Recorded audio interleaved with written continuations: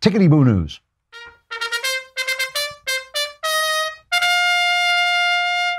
So Ali Stuckey did this very funny satire, splicing up an interview that a pretend interview that she was doing with an interview that Margaret Hoover did with Alexandria Ocasio-Cortez, the dolt who is the socialist running in Queens, New York for Congress. And she put out, here's just a little bit of it. Socialism, into your own words. Unprecedented concentration of wealth at the very top, tippy top of the 1%. Wow, I'm kind of surprised to hear you admit that. It sounds like what's going on in socialist Venezuela. Mm-hmm.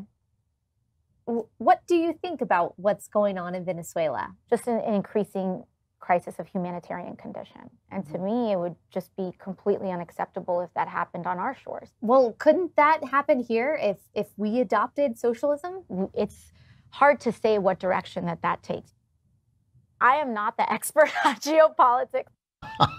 I saw this early in the day on Twitter and cracked up. I just thought it was really funny. I'd seen the interview, so I knew it was satire, but it seemed very obviously satire. It's cut, the way it's cut, it's very lumpy and all this stuff. And Ali was clearly not trying to fool anybody. The left goes nuts, right? Oh my God. And she went nuts. Cortez went nuts saying, you know, oh, they're so afraid of me. They have to put out fake news videos. I mean, this is how.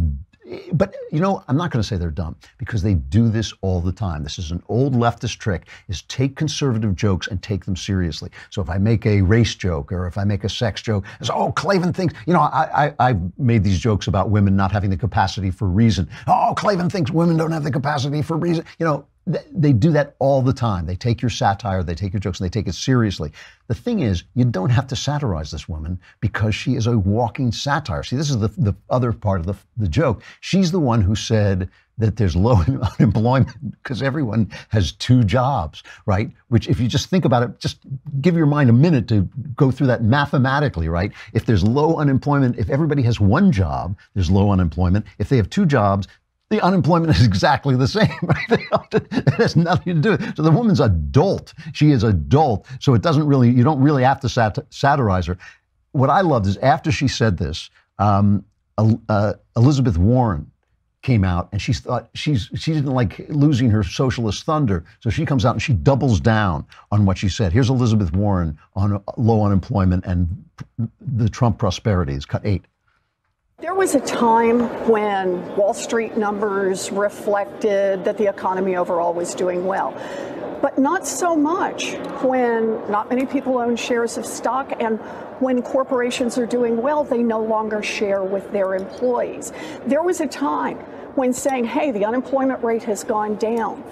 That's a great thing. But, you know, when people are working at minimum wage jobs that won't support them, or they're working 2, 3, or 4 jobs to try to pay the rent and keep food on the table, then simply saying the unemployment figures have gone down just doesn't get you there. The way I see this is the lived experiences of most hardworking Americans across this country are not improving. You know, this is amazing. So I got to tell you, this is why I call this Tickety-Boo News. First of all, almost everybody has, a lot of people have stock because you have it in your retirement funds and things like that. The Bureau of Labor Statistics, this was in the Wall Street Journal today from Andy Puzder, who is a restaurateur. Bureau of Labor Statistics data show only a small minority of Americans work multiple jobs. That percentage has been around 5% of working Americans since 2010, though it was higher before then. Last month, 7.6 million, or 4.9%, of the 155.5 million working Americans had multiple jobs. Are people working 60, 70, 80 hours a week, as Elizabeth Warren says? Rarely. But for a brief dip during the recession, private sector employees have worked an average of 34.2 to 34.6 hours a week, right, since they began tracking the data in 2006. Man, I work like twice that. I work like 60 hours a week. BLS considers 35 hours a week full-time, so working 70 to 80 hours would be equivalent to 2 full-time jobs. Only 360,000 people work 2 full-time jobs in June, 0.2% of the workforce. Ms. Warren also claims people are working minimum wage jobs that won't support them. No doubt some people work minimum wage jobs, particularly younger employees getting their first work experience. That they have access to such jobs is a positive rather than a negative, but the fixation on minimum wage jobs is increasingly disconnected from reality. On a year-over-year basis, wages for all employees increased 2.7% in June. That's good, not great number, but individuals working production and non-supervisory jobs in the retail and hospitality and leisure sectors did much better.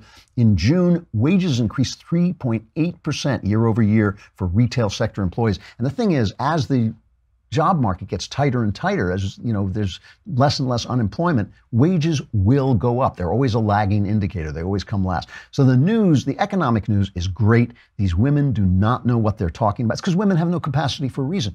I'm joking.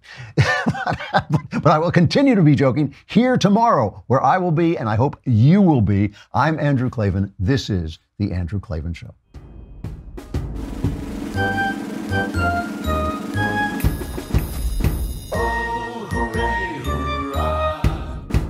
The Andrew Klavan Show is produced by Robert Sterling. Executive producer, Jeremy Boring. Senior producer, Jonathan Hay. Our supervising producer is Mathis Glover. And our technical producer is Austin Stevens. Edited by Emily Jai. Audio is mixed by Mike Cormina. Hair and makeup is by Jesua Alvera. The Andrew Klavan Show is a Daily Wire Forward Publishing production. Copyright Forward Publishing 2018.